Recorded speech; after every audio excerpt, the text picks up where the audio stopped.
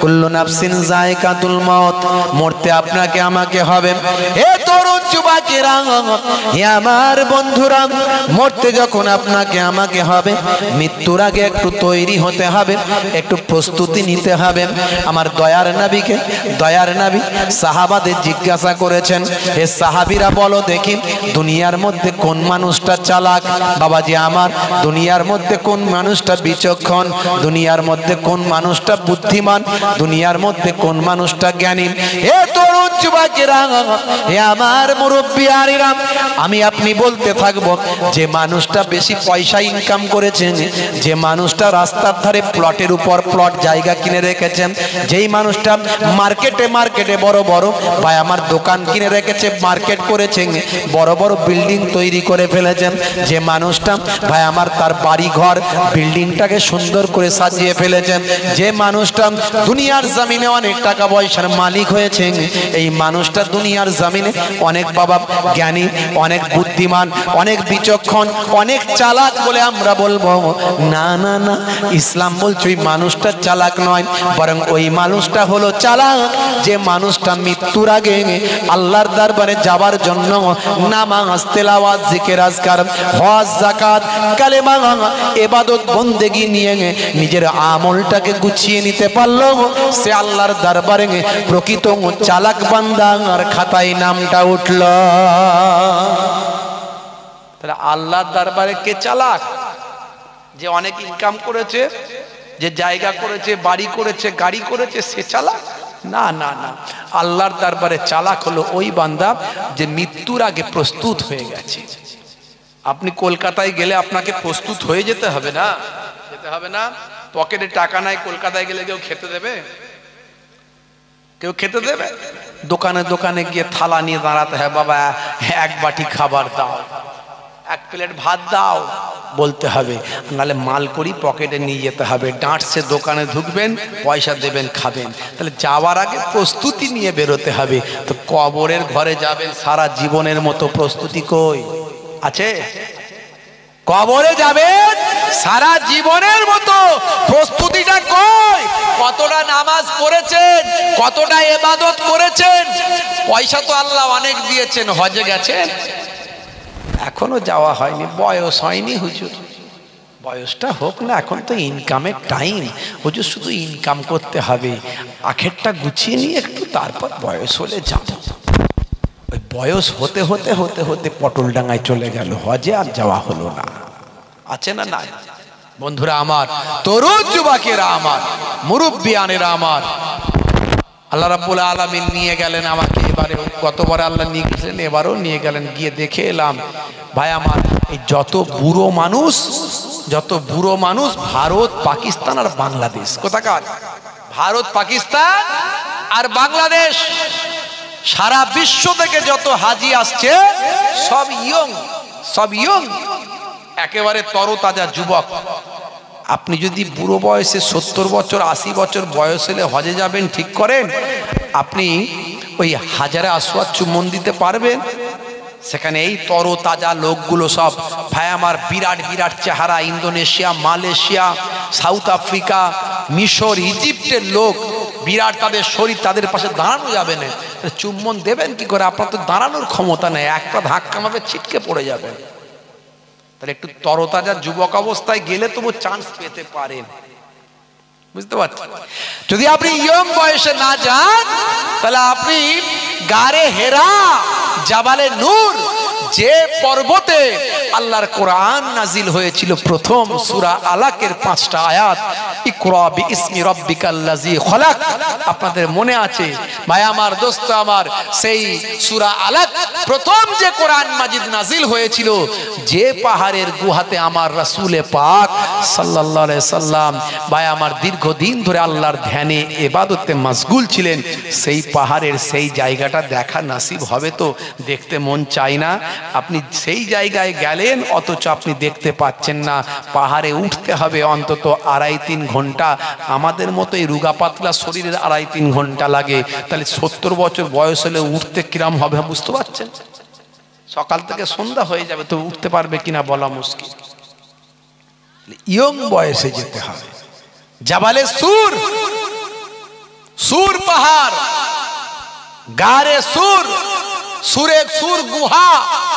ভাই আমার, এই সুর গুহাতে উঠতে গেলে, যে গুহাতে আল্লাহর নবী আত্মগোপন করেছিলেন হিজরতের সময় 3 দিন 3 রাত, যে গুহাতে আল্লাহর নবীর প্রথম সাহাবী হযরত আবু বকর সিদ্দিক রাদিয়াল্লাহু তাআলা আনহুকে সাপে দংশন করেছিল, সেই পাহাড়টার সেই গুহাটা আপনি দেখতে পাবেন না, যে গুহাটা আল্লাহর নবীকে আশ্রয় দিয়েছিল। কবুতরে ভাই আমার মাকড়সা জাল বুনে দিয়েছিল, কবুতরে ডিম পেড়ে দিয়েছিল। এই যে মোতাবাররাক সেই সুর গুহা, গারে সুর, এটা আপনি দেখতে গেলে আপনাকে ইয়ং বয়সে যেতে হবে, না হলে আপনি কেমন করে উঠবেন? 2.5-3 ঘন্টা উঠতে সময় লাগে। এই রুগা পাতলা ইয়ং ছেলেদের সময় লাগে, আর বয়স্ক 70 বছর 80 বছরের মানুষদের উঠতে পারবে? সারা জীবন শুধু টাকা, গাড়ি, বাড়ি, জমি জায়গা, কারবার, এই সব নিয়ে আমরা পেরেশান হয়ে যাচ্ছি। বন্ধুরা আমার, আজকের এই জলসা কেন? একটু এহসাস দেওয়ার জন্য, একটু আপনার হৃদয়ে চিন্তা ঢেলে দেওয়ার জন্য, একটু বিবেকের সঙ্গে লড়াই করার জন্য, যে হ্যাঁ রে, এতদিন তো ঠিক মতো নামাজ পড়লাম না, আর সময় নাই, চারিদিকে ফিতনা ফাসাদ চলছে, নামাজটা ছেড়ে দিতে পারি না, আজ থেকে প্রতিজ্ঞা করছি নামাজ পড়ব। হে তরুণ যুবকেরা, হে আমার বন্ধুরা, শুনে রেখে দিন বাবা, জেনে রেখে দেন, হে মুসলমান, আমার আল্লাহ আপনাকে আমাকে মুসলমান হিসাবে সৃষ্টি করেছেন, মুসলমানের ঘরেতে পয়দা দিয়েছেন, ইমানদারের ঘরেতে পয়দা দিয়েছেন। ছোট্টবেলা থেকে আপনার আমার বাপ আপনাকে আমাকে মক্তবে ভর্তি করেছেন, ছোট্টবেলা থেকে আপনার আমার বাপ আপনাকে আমাকে মসজিদের ইমাম সাহেবের কাছে পাঠিয়ে দিয়েছেন। ছোট্ট বয়সে যখন আপনি ভালো করে কথা বলতে পারেন না, সেই বয়সে আপনাকে মসজিদে ইমাম সাহেব আপনাকে পড়াচ্ছেন, বান্দা পড়ো, হে বাচ্চা পড়ো, আউযু বিল্লাহি মিনাশ শাইতানির রাজিম, বিসমিল্লাহির রহমানির রহিম। হে তরুণ যুবকেরা, কত বড় আপনি সৌভাগ্যবান, আল্লাহ আপনার কত সম্মান দিয়েছেন। ছোট্ট বয়স থেকে আপনি আলিফ বা তা সাপ আলিফ বেতে এসে পড়ছেন, আপনি কোরআন মাজিদ পড়ছেন। ছোট্ট বয়স থেকে আপনি জুম্মার দিনে আপনার আব্বা আপনার হাতটাকে ধরে ধরে মসজিদের শেষ কাতারে নিয়ে গিয়ে বসিয়ে দিয়েছেন, আপনি সকলের সঙ্গে জুম্মার দিনে 2 রাকাত নামাজটা আদা করছেন। হে তরুণ যুবকেরা, হে আমার মুরব্বিয়ানিরা, মনে রাখবেন আল্লাহ রাব্বুল আলামিন আমাদের কত সৌভাগ্যবান করেছেন। আমরা নামাজ পেয়েছি, রোজা পেয়েছি, কোরআন পেয়েছি, তেলাওয়াত পেয়েছি, হজ পেয়েছি, যাকাত পেয়েছি, পবিত্রতা পেয়েছি, ভাই আমার দোস্ত আমার সালাম পেয়েছি, মুসাফা পেয়েছি। হে তরুণ যুবকেরা, কিন্তু কেসিয়াস কেলে, Tyson, Hanuman, ম্যাগারি Miller, Michael Jackson, ইলিমাম, ভাই আমার দোস্ত আমার, ব্রেইনের কথা চিন্তা করুন। হে জওয়ান যুবকেরা, ব্রেইনের নামটা আপনাদের মাঝখানে কেন বললাম? এটা ইতিহাসে স্মরণীয় হয়ে থাকবে। অল্প কিছুদিন আগে ইন্টারনেটে ভাইরাল হয়েছে, সারা পৃথিবীতে আলোড়ন সৃষ্টি হয়েছে, ব্রেইনের নামটা মনে পড়ে যায়। হে তরুণ যুবকেরা, হে আমার বন্ধুরা, শুনে রেখে দিন বাবা, ব্রেইন একজন পৃথিবী বিখ্যাত মানুষ, বাড়ি হলো অস্ট্রেলিয়া। অস্ট্রেলিয়ার ভাই আমার, অস্ট্রেলিয়ার বাবা, ভাই আমার দোস্ত আমার, অস্ট্রেলিয়ার বুকে একটা বৃদ্ধাশ্রমে ব্রেইন থাকতেন। ব্রেইন একজন বৃদ্ধ মানুষ, তিনি অস্ট্রেলিয়ার ভাই আমার কুইন্সল্যান্ড, অস্ট্রেলিয়ার কুইন্সল্যান্ড রাজ্যে ভাই আমার একটা বৃদ্ধাশ্রমে তিনি থাকতেন। ওই বৃদ্ধাশ্রমের পাশে একটা মসজিদ ছিল বাবা, ওই মসজিদে ঈদের দিনে মুসল্লিরা নামাজ পড়তে যায়, মুসল্লিরা ঈদের দিনে নামাজ পড়তে যায়। ব্রেইন তো মুসলমান নয়, সে আছে বৃদ্ধাশ্রমে, সে ছোট্ট থেকে কোরআন পায়নি, নামাজ পায়নি, দিন পায়নি। অধিকারের মানুষরা বয়স হয়ে গেলে সব তো শহর এলাকা একাকী হয়ে যায়, বুঝতে পারছেন? ছেলে একদিকে চাকরি করতে চলে গেছে, বৌমা আর একদিকে চলে গেছে, নাতি পুতা আর একদিকে চলে গেছে, ঘরে কেউ নাই। তো ওই বুড়ো মানুষ মুরব্বির ভালো লাগে না, তাই তারা স্বইচ্ছায় বৃদ্ধাশ্রমে চলে যায়, নিজের ইচ্ছায় টাকা দিয়ে খায় দায়। সেখানে সেবা করার লোকজন আছে, সেবক সেবিকা, তারা সেবা যত্ন করে, টাইমে খায়। আর ওখানে অনেক বুড়ো বুড়ো বৃদ্ধ বৃদ্ধা মানুষদের পাই, তাদের সঙ্গে গল্প গুজব, একটা বন্ধুত্ব, একটা ওঠা বসা, একটা পরিবেশ বিশাল। মানে যেমন তেমন আমাদের দেশের এই যে ছোটখাটো বৃদ্ধাশ্রম, মানে সেখানে থেকে অবস্থা খারাপ থাকলে আরো কষ্ট হয়, এরা হচ্ছে আরাম আয়েশের জন্য যায় বৃদ্ধাশ্রমে, বুঝতে পারছেন? ব্রেইন, একজন জ্ঞানী মানুষ, শিক্ষিত মানুষ। হে তরুণ যুবকেরা, হে আমার বন্ধুরা, শুনে রেখে দিন বাবা, জেনে রেখে দেন ভাই আমার দোস্ত আমার, অস্ট্রেলিয়ার ব্রিসবেনে বাবা, কুইন্সল্যান্ড রাজ্যের ভাই আমার দোস্ত আমার, বিখ্যাত একটা মসজিদের পাশে ব্রেইন থাকেন বৃদ্ধাশ্রমে। ভাই আমার দোস্ত আমার, ওই পাশে একটা মসজিদ আছে, ওই মসজিদে ঈদের দিনে নামাজ হচ্ছে, ঈদের দিনে নামাজ পড়া হবে, ঈদের উৎসব চলছে। ঈদের দিনে মুসলমানদের আনন্দ বেশি না কম? যারা বলেন বেশি না কম হয়? ঈদ মানে কি? খুশি। ঈদ মানে খুশি। আর ঈদের দিনে দুঃখ করতে আছে বাবাজি, হ্যাঁ, ঈদের দিনে কষ্ট পেতে আছে। ঈদের দিনে কি দেখবেন, কে খুশিতে আছে কে খুশিতে নাই। যদি কেউ খুশিতে না থাকে, রাসূল বলছেন তুমি তার চোখের পানি মুছিয়ে দাও, তার অন্তরে খুশিটা ভরিয়ে দাও। হে তরুণ যুবকেরা, ঈদের দিনে কোনো ইমানদার যেন খুশি ছাড়া অখুশিতে না থাকে। ঈদের দিনে একটা বাচ্চা ছেলের কথা মনে আছে তো? রাসূলের কাছে এসেছিল একটা বাচ্চা ছেলে, কাঁদতে কাঁদতে এসেছিল, এতিম বাচ্চা, বাপ ছিল না মা ছিল না। হে জওয়ান যুবকেরা, দয়ার নবীর আখলাক, দয়ার নবীর চরিত্র, রাসূল কি বলেছেন? ঈদ মানে হলো খুশি। মুসলমানদের সবচেয়ে বড় ঈদ দুটো, ঈদুল ফিতর, ঈদুল জুহা। কিন্তু মনে রাখবেন, যে নবী আমাদের খুশি দিলেন, সেই নবী, বিশ্ব নবী যখন পৃথিবীতে এসেছেন, সেই নবীর জন্য মুসলমান খুশি হবে না বেজার হবে? সেই নবীর জন্য বিশ্ব নবী যখন পৃথিবীতে এসেছেন, সেই নবীর আগমনটাকেও বলা হয় ঈদ। অর্থাৎ নবী এসেছেন যে মাসে, সে মাসে আমরা করি ঈদে মিলাদুন নবী, অর্থাৎ নবীর আগমনের খুশি। হে তরুণ যুবকেরা, হে আমার মুরব্বিয়ানেরা, এই জন্য আমরা বলি সকল ঈদের বড় ঈদ ঈদে মিলাদুন নবী। মনে রাখবেন, তবে প্রথাগতভাবে মুসলমানদের দুটো ঈদ, একটা হলো ঈদুল ফিতর, একটা ঈদুল জুহা। ভাইরা আমার তরুণ যুবকেরা, আল্লাহর নবীর সামনে এসে নবীর খেদমতে একটা বাচ্চা ছেলে এসে হাজির হয়, চোখ ভরা পানি, বুক ভরা বেদনা। ইয়া রাসূলুল্লাহ, হাবিবাল্লাহ, আল্লাহর নবী ওয়াজ করছিলেন। কি করছিলেন? ওয়াজ করছিলেন। ওয়াজ করা বন্ধ করে দিলেন। আপনাদের মনে আছে ঘটনাটা? আমি শুধু টাচ দিচ্ছি, একটু ব্রেইনের কথা বলছিলাম, আবার চলে আসছি। হে তরুণ যুবকেরা, হে আমার বন্ধুরা, শুনে রেখে দিন বাবা, আল্লাহর নবী ওয়াজ করছিলেন। দেখুন মুসলমান, চিন্তা করুন, আপনি ভালো খাবার খাচ্ছেন, রাসূল বলছেন ওই বান্দা, ওই উম্মতটা সে প্রকৃত মুসলমান নয় যে ভালো খাবার খায় আর তার প্রতিবেশী অনাহারে দিন কাটায়। আপনি ভালো খাবারটা বাড়িতে তৈরি করে খান আর আপনার প্রতিবেশী অনাহারে দিন কাটায়, আপনি প্রকৃত মুসলমান হতে পারলেন না।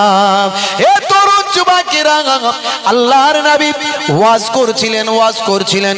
নবী যখন ওয়াজ করেন, সাহাবারা মনোযোগ দিয়ে শোনেন। এমন মনোযোগ দিয়ে শোনেন, আকাশের পাখিগুলো সাহাবাদের কাঁধে এসে মাথায় এসে বসে যায়। সাহাবীরা বুঝতে পারে না পাখি আমাদের কাঁধে এসে বসেছে, মাথায় এসে বসেছে, আর পাখি বুঝতে পারে না আমি কোনো মানুষের শরীরে বসে গিয়েছি। জোরে হবে না? এই রকম ওয়াজ শুনতেন, এই রকম আলোচনা নবীর মাহফিলটা। আমরা ওয়াজ যখন করি আপনারা শোনেন, যেমন আমাদের ওয়াজ তেমন আপনাদের শোনা। একটা কিছু ঘটলি মাঠ টান খেঁচে দৌড়, ওরে কি হলো রে, ছুট। হুজুর বলছে দাঁড়াও দাঁড়াও দাঁড়াও, ও চললো। এখন আমাদের যেমন বলা আপনারা তেমন শোনা, সব বদলে গেছে। আগে নানাজান ছোট হুজুর কেবলা যখন জলসায় আসতেন, লোকে এখনো বলে হুজুর বয়স্ক বয়স্ক মানুষগুলো নানাজানের কথা বলতে গিয়ে কেঁদে ফেলে, বলে হুজুর আপনার নানাজান আসতেন, আমরা 8 কিলোমিটার 10 কিলোমিটার ওয়াজ শুনতে যেতাম, হুজুর যখন ওয়াজ করতেন আহারে কি ওয়াজ শুনতাম আমরা। বুঝতে পারছেন? এখন সেই ওয়াজ কোথায় ভাবছি, আর সেই শ্রোতাই বা কোথায়? বুঝতে পারছেন?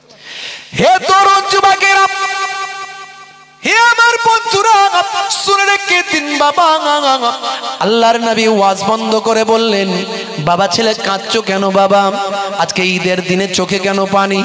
এতিম বাচ্চাটি বললেন, ইয়া রাসূলুল্লাহ হাবিবাল্লাহ, আজকে ঈদের দিনে, খুশির দিনে, আজকে আনন্দের দিনে আমি এতিমের জ্বালা যন্ত্রণা এতিম নবী ছাড়া আর তো কেউ বুঝবে না, তাই আমি দুনিয়ার কোনো মানুষের কাছে আমার দুঃখ যন্ত্রণার কথা না শুনিয়ে আমি এতিমের জ্বালা যন্ত্রণা এতিম নবীর কাছেই হাজির করেছি।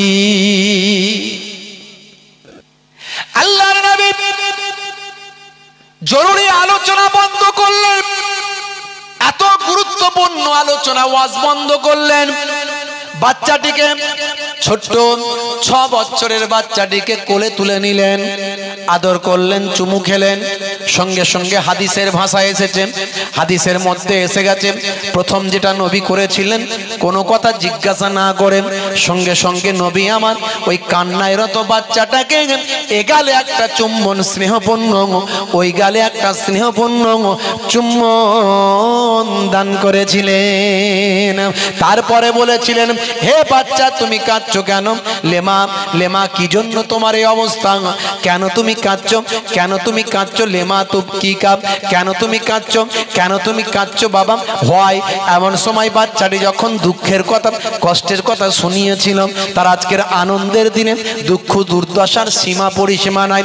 আজকের দিনে আমি বাচ্চা, আমার জন্মদাতা বাপ নাই, আমার জন্মদাত্রী, আমার গর্ভধারিণী মা নাই, আমার দুঃখ দুর্দশার সীমা পরিসীমা নাই। হে তরুণ যুবকেরা, আল্লাহর নবী বললেন, বাবা ছেলে কেঁদো না, আমি রাসূলুল্লাহ এতিম, আমি তোমাদের নবী এতিম। আচ্ছা বাবা, আজকের দিনে আমি রাসূলুল্লাহ যদি তোমার বাপ হয়ে যাই, আর আম্মা জান আয়েশা যদি তোমাদের মা হয়ে যায়, তাহলে বাচ্চা তুমি কি আজকে ঈদের দিনে খুশি হতে পারো? বাচ্চাটি সেই সময় বলেছিলেন, ইয়া রাসূলুল্লাহ হাবিবাল্লাহ, এর থেকে ভালো কপাল, ভালো তাকদীর আমার ছাড়া আর কার হতে পারে? এর থেকে খুশ খবরি, এর থেকে খুশ তাকদীর, ভালো তাকদীর, এর থেকে ভালো কপাল আর কি হতে পারে? জোরে হবে না? আল্লাহর নবী কিতাবের মধ্যে দেখতে পাওয়া যায়, বাচ্চাটিকে কোলে করে নিয়ে বাড়িতে গেলেন। বাড়িতে গিয়ে আম্মাজান আয়েশা সিদ্দিকা রাদিয়াল্লাহু তাআলা আনহাকে বললেন, হে আয়েশা, দেখো আজকে খুশির দিনে কি নিয়ে এসেছি। আম্মাজান আয়েশা বললেন, হুজুর কি নিয়ে এসেছেন? বলে, দেখো একটা এতিম বাচ্চাকে নিয়ে এসেছি। আম্মাজান আয়েশা বললেন, খুব ভালো করেছেন। আল্লাহর নবী বললেন, হে আয়েশা, হে আমার সহধর্মিনী, হে আমার জাওজা, হে খাতুন, শুনে রেখে দিন, জেনে রেখে দিন, হে উম্মুল মুমিনিন, মোমেনদের আম্মাজান আয়েশা, শুনে রেখে দিন, জেনে রেখে দিন, আজকের দিনে আমি খুশির দিনে, আনন্দের দিনে এই এতিম বাচ্চাটাকে তুলে নিয়ে এসেছি। এই এতিম বাচ্চার দুঃখ যন্ত্রণার কথা শুনেছি, এই এতিম বাচ্চার দুঃখ যন্ত্রণার কথা শুনে আমি এতিম নবীর আমার কষ্টের কথা মনে পড়ে যায়। আমারও বাপ ছিলেন না, আমারও মা ছিলেন না, ছোট্ট থেকে আমি এতিম অবস্থায় লালিত পালিত হয়েছি। হে বিবি আয়েশা, শুনে রেখে দাও, আজকের আনন্দের দিনে, খুশির দিনে এই এতিম বাচ্চার চোখের পানিটা মুছিয়ে দিয়ে আমি রাসূলুল্লাহ আখিরি জামানার পয়গম্বর, আমি এর বাপ হয়ে গিয়েছি। জগৎ জননী মা, তুমি কি এর আম্মা জান হতে পারো? আম্মা জান আয়েশা সিদ্দিকা রাদিয়াল্লাহু তাআলা আনহা বলেছিলেন, ইয়া রাসূলুল্লাহ হাবিবাল্লাহ, আজকের দিনে, আনন্দের দিনে আপনি যদি ওর আব্বা হতে পারেন, আমি জগৎ জননী মা, আমি আয়েশা নিশ্চয় ওর আম্মা জান হয়ে গেলাম। হে তরুণ যুবক যুবকেরা আম্মা জান আয়েশা সিদ্দিকা রাদিয়াল্লাহু তাআলা আনহা ছোট্ট 6 বছরের বাচ্চাটিকে কোলে নিলেন, এগালে চুম্বন ওগালে চুম্বন দিলেন। তার শরীর থেকে ভাই আমার নোংরা বের হচ্ছিল, তার পোশাকগুলো ছেঁড়া ফাটা ছিল, তার চোখ থেকে পানি ঝরছিল, তার নাকে ছিল সর্দি।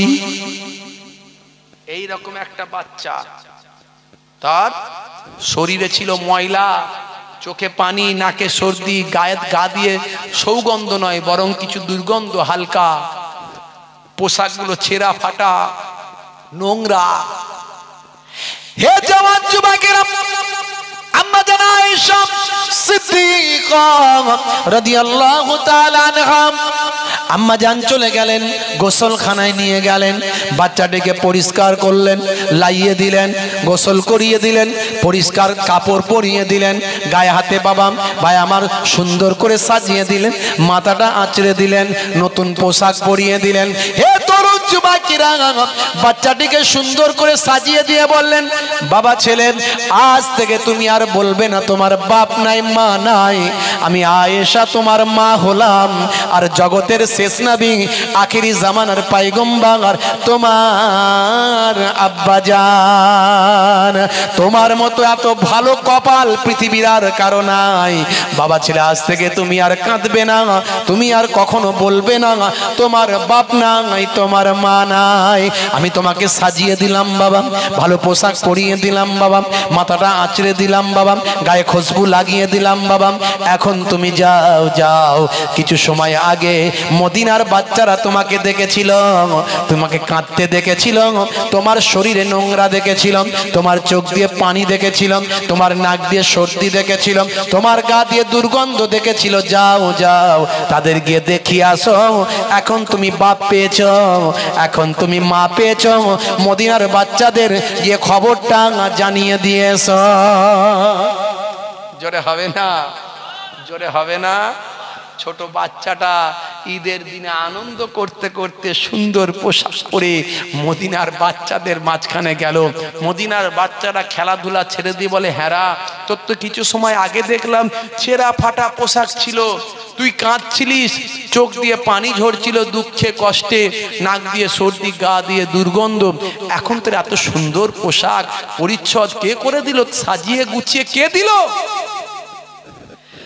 হে তরুণ যুবকেরা, কিতাবের মধ্যে দেখতে পাওয়া যায় ওই বাচ্চাটি তখন আনন্দের অশ্রু আবার বিসর্জন দিল, আনন্দের কান্না আবার কাঁদতে কাঁদতে বলল, হে মদিনার বাচ্চারা, শুনে রেখে দাও বাবা, জেনে রেখে দাও, কিছু সময় আগে আমার বাপ ছিলেন না, কিছু সময় আগে আমার মা ছিলেন না, আমার দুঃখ দুর্দশার সীমা পরিসীমা ছিল না, আমার কষ্টের দুঃখের সীমা পরিসীমা ছিল না।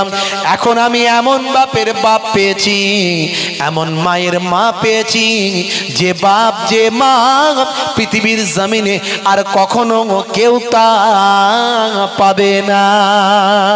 মদিনার বাচ্চারা বলেছিলাম, বা তোর বাপকে বাবা, তোর মাকে একটু নামটা বল।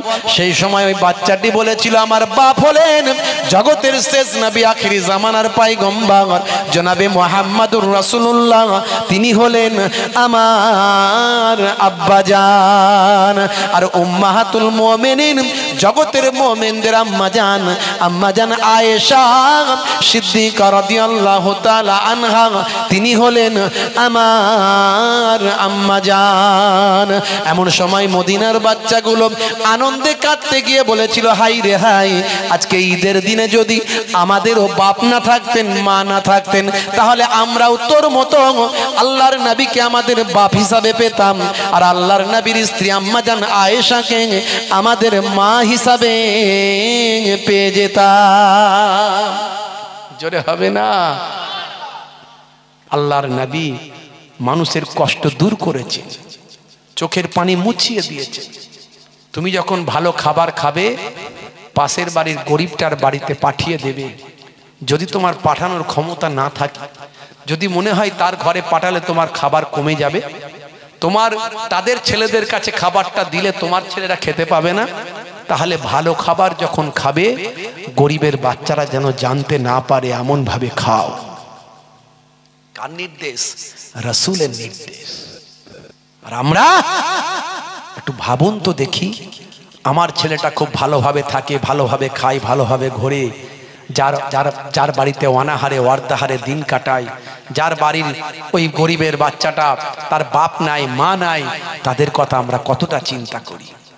ঈদ খুশির দিন, এই ঈদের দিনে ব্রেইলের কথা বলছিলাম, যিনি কোরআন পাননি, রাসূল পাননি, হাদিস পাননি, নামাজ পাননি, সুন্নত পাননি, সেই ব্রেইল পাশেই হচ্ছে বৃদ্ধাশ্রমে থাকেন, আর পাশেই হচ্ছে বড় মসজিদ। মুসলমানরা মসজিদে নামাজ পড়তে যায়, অন্যান্য দিন আজান হয়, নামাজ পড়ে চলে আসে। আজকে ঈদের দিনে একটু খুশির দিন, বা একটু আনন্দটা বেশি না কম? জোরে বলেন, বেশি। পাশেই তো বৃদ্ধাশ্রম, তো ব্রেইল সেখানে আছে। এই মুসলমানদের ঈদের খুশির আগে গজল, নাতে রাসূল, একটু হইচই, বক্তৃতা, লেকচার, অনেক কিছু হচ্ছে। তো ব্রেইল এত চিৎকার আর সহ্য করতে পারছে না, বৃদ্ধাশ্রমে আছে, এত হইচই সহ্য করতে পারছে না। হে তরুণ যুবকেরা, হে আমার বন্ধুরা, হে আমার মুরব্বিয়ানেরা, শুনে রেখে দিন বাবা, জেনে রেখে দিন বাবা, আমার আপনার তাকদীর কত ভালো। আমরা নামাজ পেয়েছি, কোরআন পেয়েছি, রাসূল পেয়েছি, দ্বীন পেয়েছি, ওযু পেয়েছি, শরিয়ত পেয়েছি, হাদিস পেয়েছি, তাফসীর পেয়েছি, ওলিয়া উলিয়াদের পেয়েছি, আলেম ওলামাদের পেয়েছি, দাড়ি পেয়েছি, জুব্বা পেয়েছি, টুপি পেয়েছি, পাক পবিত্রতা পেয়েছি। ব্রেইল তো সব জানে না, সে সব পায় না। সেই ঈদের নামাজে ভাই আমার, ঈদের দিনে আওয়াজ চিৎকারের জন্য বৃদ্ধাশ্রম থেকে বেরিয়ে এসেছে, মুসলমানদের মসজিদের দিকে এসেছে, মনে তার রাগ, সে রাগান্বিত হয়ে এসেছে। আজকে এত হইচই এরা কেন করছেন? আজকে এত কেন চিৎকার চেঁচামেচি, নাত, গজল, ওয়াজ, নসিহত, বক্তৃতা, লেকচার? হে তরুণ যুবকেরা, ব্রেইল রাগান্বিত হয়ে বৃদ্ধাশ্রম থেকে বেরিয়ে এসে বলতে এসেছিল মসজিদের সামনে, বাবা তোমরা আওয়াজটা কম করো, চিৎকারটা কম করো, হইচইটা কম করো। এ কথা বলার জন্য ব্রেইল যখন মসজিদের সামনে আসে, হে জওয়ান যুবকেরা, মসজিদের সামনে এসে মুসলমানদের কাজকর্মগুলো দেখে ব্রেইল আমার কোনো কথা বলতে পারে না। হে তরুণ যুবকেরা, ব্রেইল 50 মিনিট ধরে, দীর্ঘ 50 মিনিট ধরে ম্যাগাজিনে নিউজটা হয়েছে বাবা, খবরটা এসেছে, ইন্টারনেটে ভাইরাল হয়েছে। ব্রেইল তখন 50 মিনিট ধরে মসজিদের সামনে দাঁড়িয়ে থেকেছেন, মসজিদের সামনে দাঁড়িয়ে মুসলমানদের কাজকর্মগুলো দেখেছেন, মুসলমানদের ঈদের নামাজ দেখেছেন, মুসলমানদের একত্রিত হওয়া দেখেছেন, মুসলমানদের ঈদের নামাজের সিস্টেমটা দেখেছেন, মুসলমানদের খুতবাটা শুনেছে বাবা, মুসলমানদের লেকচার বক্তৃতাটা শুনেছেন, মুসলমানদের নামাজটা কেমন ভাবে পড়ছে সেটা দেখেছেন, নামাজের পরে তারা মুআনেকা করছেন, তারা বুকে বুকে মিলছেন। এই যে ভাই আমার মনের মিলটা, ভাই আমার দুঃখ দুর্দশা, দুঃখ কষ্ট যন্ত্রণাটাকে মুছে ফেলছেন, একে অপরের সঙ্গে মুলাকাত করছেন। এই সুন্দর মিলামেশা ভালোবাসা, এই মহাব্বতটা ব্রেইল দেখেছেন। হে তরুণ যুবকেরা, হে আমার মুরব্বিয়ানেরা, ঈদের নামাজ দেখে, মসজিদের পরিবেশ দেখে 50 মিনিট ধরে লক্ষ্য করার পর ব্রেইল এসেছিল চিৎকার হইচই বন্ধ করার জন্য। মসজিদের ভিতরে ঢুকে ইমাম সাহেবের কাছে গিয়ে বলল, আমি এসেছিলাম এই করার জন্য, কিন্তু 50 মিনিট ধরে আমি ঈদের নামাজ দেখলাম, মুসলমানদের কালচার, চালচলন, আখলাক দেখলাম, আমি মুগ্ধ হয়ে গেলাম। আমি এসেছিলাম যেটা করতে, করছি তার উল্টো কাজ। আমি এসেছিলাম বারণ করতে, এখন আমি ইসলামের বিরুদ্ধে কথা বলতে এসেছিলাম, এখন আমি ইসলাম গ্রহণ করে নিলাম। পড়িয়ে দিন মহাবাণী মহাকালেমা। জোরে হবে না? জোরে হবে না? তাহলে ইসলামের সৌন্দর্য আপনার আমার জন্য নামাজ। ব্রেইল কি দেখেছিল? একজন ইমাম নামাজ পড়াচ্ছে, এতক্ষণ তারা গজল, নাত, ওয়াজ, নসিহত, লেকচার, বক্তৃতা, এটা ওটা নিয়ে ব্যস্ত ছিল। এখন একজন নামাজ পড়াচ্ছে, সাইলেন্স জোন, একবারে পিনলেস, কোনো আওয়াজ নাই, একজন ইমাম নামাজ পড়াচ্ছে, তার অনুসরণ করে হাজার হাজার মানুষ কোনো সাইলেন্স আওয়াজ ছাড়া নামাজ পড়ছে, কোনো শব্দ হয়নি। কি সিস্টেম মুসলমানদের! নামাজ পড়া হয়ে গেল, তারা একে অপরের মধ্যে বুকে বুকে কোলাকুলি করছে, মুআনিকা করছে, মিল মাহাব্বত ভালোবাসা। কি সুন্দর ইসলামের সিস্টেম! ইসলামের সৌন্দর্য দেখে ব্রেইল আর থাকতে না পেরে কালেমা পড়ে রাসূলের, ভাই আমার, কালেমা পড়ে আল্লাহর উপর একত্ববাদ স্বীকার করে ঈমানদার হয়ে গেলেন। বন্ধুরা আমার, তরুণ যুবকেরা আমার, আজকে ভাবুন তো দেখি, ব্রেইল কোরআন ছিল না ব্রেইলের কাছে, ব্রেইলের কাছে দ্বীন ছিল না, শরিয়ত ছিল না, রাসূল ছিল না, আল্লাহ ছিল না, ওলি আউলিয়ারা ছিল না, আলেম ওলামারা ছিল না, নামাজ ছিল না, সুন্নত ছিল না। কিন্তু আমার আপনার কাছে আল্লাহ আছে, আমার আপনার কাছে রাসূল আছে, আমার আপনার কাছে কোরআন আছে, আমার আপনার কাছে হাদিস আছে, আমার আপনার কাছে আলেম ওলামারা আছে। কিন্তু তারপরেও আমরা নামাজের মতো নামাজ পড়ছি না, রাসূলের সুন্নতের মতো সুন্নতগুলো আদা করছি না। আমি একটু আজকে ভাবতে বলবো, একটু ভাবুন, একটু চিন্তা করুন। তাহলে আল্লাহর ভয় যদি বুকে থাকে, পৃথিবীর কোনো শক্তি আপনার কোনো ক্ষতি করতে পারবে না। সাময়িক যেটা ক্ষতি হবে ওটা আসলে ক্ষতি নয়, ওটার মধ্যেই ভালো জিনিস নিহিত আছে। মনে রাখবেন, সাময়িক ইমানদাররা যেটা ক্ষতি মনে করে লোকে, যে ইমানদার মানুষ নামাজ পড়ে তার ক্ষতি হয়ে গেল। আইয়ুব আলাইহিস সালাম নাম শুনেছেন তো? একজন পয়গম্বর ছিল না? ছিল না? জোরে বলেন, একজন পয়গম্বর ছিল না? ছিল না? হযরত আইয়ুব আলাইহিস সালাম সারা শরীরটাই পোকা হয়ে গিয়েছিল, হয়নি? কি জোরে বলেন? তার তিনি কি পাপী মানুষ ছিলেন, খারাপ মানুষ ছিলেন? মনে রাখবেন, আল্লাহ পরীক্ষা নিয়েছিল। একজন পয়গম্বর ছিলেন, একজন বাদশা ছিলেন। ইমানের পরীক্ষা, ইমানের তেজ কতটা, ইমানের শক্তি কতটা, কতক্ষণ সবর করছে। কারণ আল্লাহ কোরআন মাজিদে বলেছেন, ইন্নাল্লাহা মাআস সাবিরিন, নিশ্চয় আল্লাহ তাআলা সবরকারীদের সঙ্গে আছে। হযরত আইয়ুব আলাইহিস সালাম সমস্ত সবাই তাকে ছেড়ে চলে গেল। শরীরে পোকা হয়ে গিয়ে এমন দুর্গন্ধ যে মানুষ তাকে আর পাশে রাখতে চায় না। তিনি অনেক দূরে চলে গেলেন। একমাত্র তার একজন স্ত্রী তার সাহায্যে ছিলেন। ভাই আমার, যখন তার পোকা শরীরে চলতে চলতে চলতে চলতে জাবান পর্যন্ত চলে এলো, জাবানে যখন উঠে গেল, তখন তিনি একমাত্র আল্লাহর কাছে দোয়া চেয়েছিলেন। তখন বলেছিলেন, আল্লাহ, এবারে তুমি আমার জাবানে দিয়ে দিচ্ছ, আমি যে জাবান দিয়ে তোমাকে ডাকি, পোকায় যদি আমার জাবানটাকে নষ্ট করে দেয়, আমি তোমাকে কেমন করে ডাকবো? জোরে হবে না? আল্লাহ বললেন, আইয়ুব, তুমি তাহলে আমার কাছে শেষে দোয়া চাইলে, যাও ওই পানি, একটা পানি, আমি ডিটেলস বলছি না, ওই পানিতে গোসল করো। ওই পানিতে গোসল করার সঙ্গে সঙ্গে সারা শরীরের পোকাগুলো সব ঝরে চলে গেল। সারা শরীরের ক্ষতস্থানটা আমার আল্লাহ কুদরতি ক্ষমতায় সুন্দর করে আগের মতো বানিয়ে দিলেন। তাহলে ঈমানদারকে আমার আল্লাহ পরীক্ষা নেন। আপনি বলবেন, হুজুর, ফিলিস্তিনের মুসলমানদের কপালে এত দুঃখ কেন? তাদের এত কষ্ট কেন? তারা এত মারা যাচ্ছে কেন?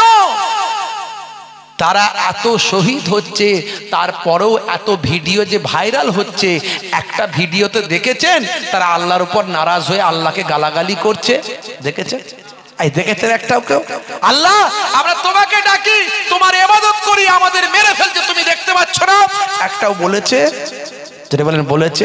বলেনি।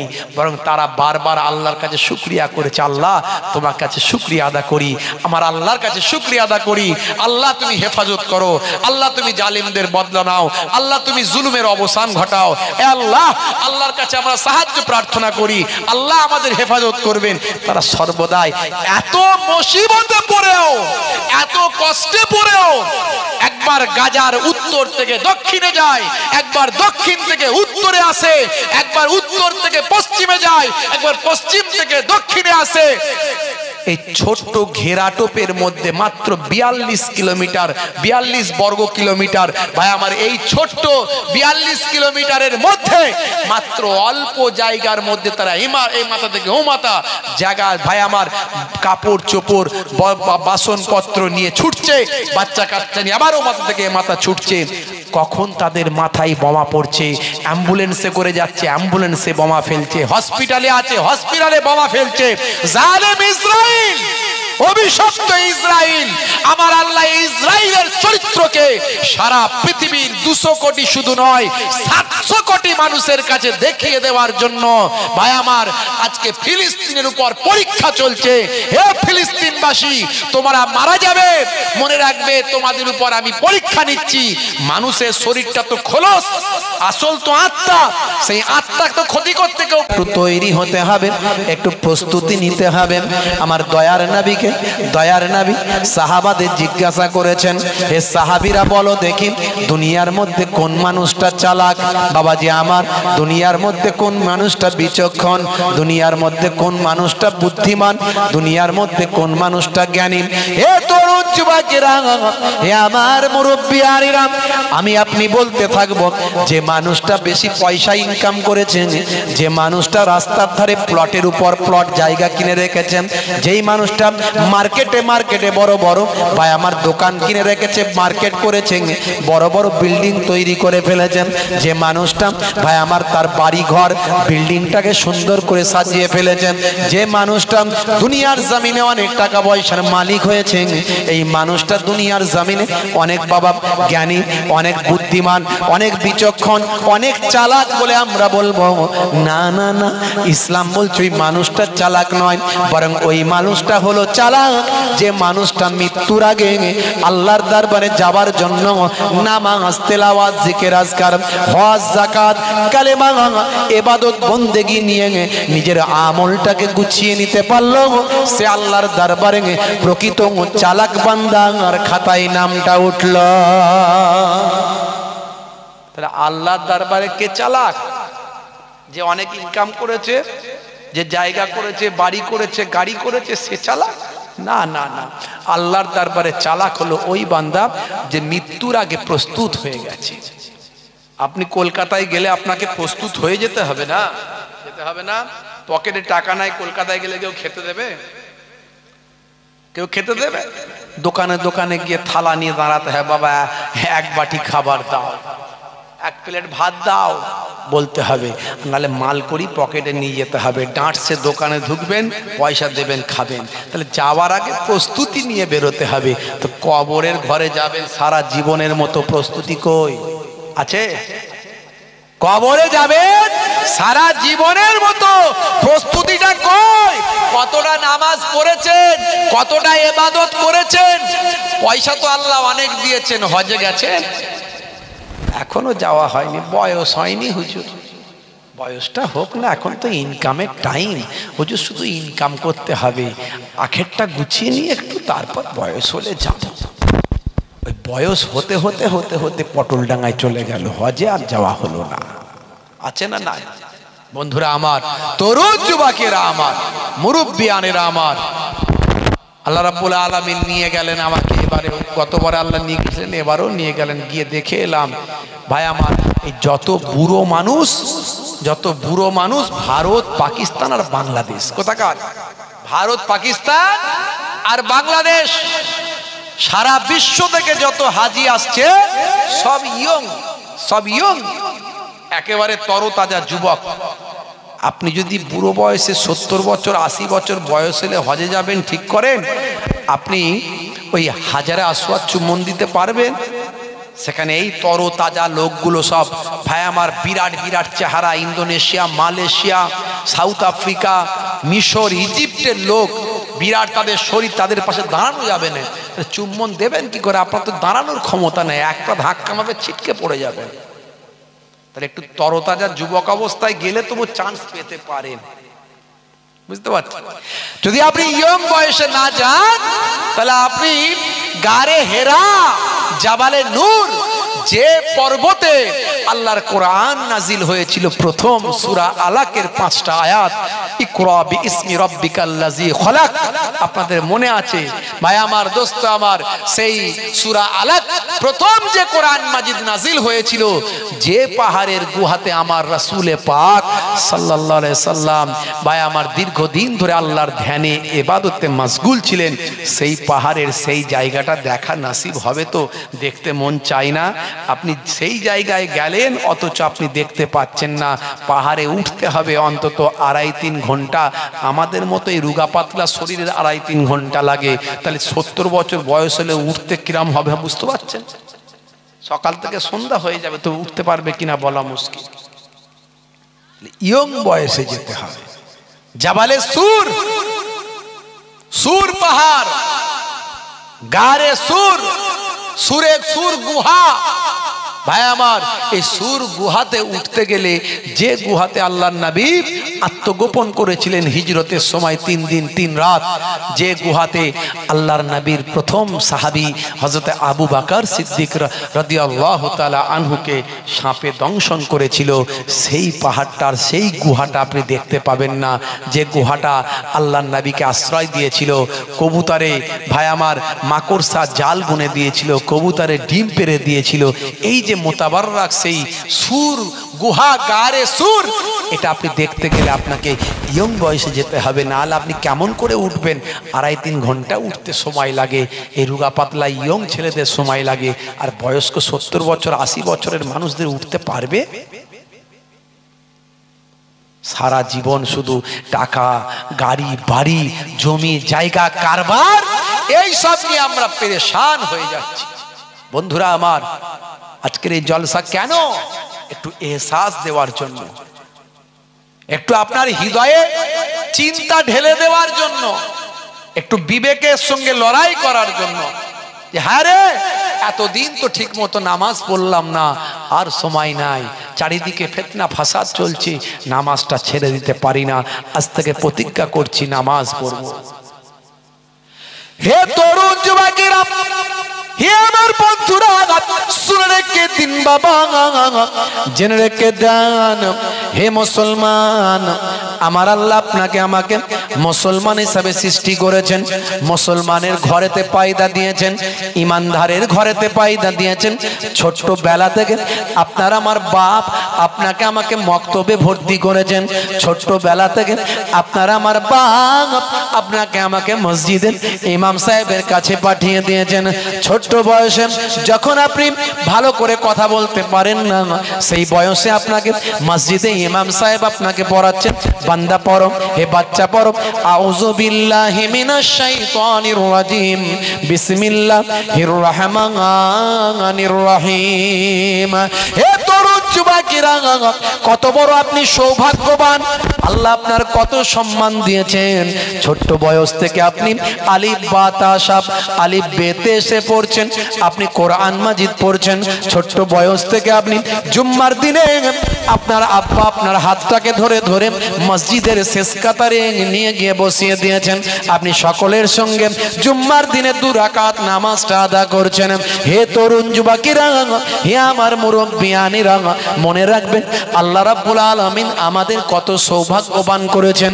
আমরা নামাজ পেয়েছি, রোজা পেয়েছি, কোরআন পেয়েছি, তেলাওয়াত পেয়েছি, হজ পেয়েছি, যাকাত পেয়েছি, পবিত্রতা পেয়েছি, ভাই আমার দোস্ত আমার সালাম পেয়েছি, মুসাফা পেয়েছি। হে তরুণ যুবকেরা, কিন্তু কেসিয়াস কেলে, Tyson, Hanuman, ম্যাগারি Miller, Michael Jackson, ইলিমাম, ভাই আমার দোস্ত আমার, ব্রেইনের কথা চিন্তা করুন। হে জওয়ান যুবকেরা, ব্রেইনের নামটা আপনাদের মাঝখানে কেন বললাম? এটা ইতিহাসে স্মরণীয় হয়ে থাকবে।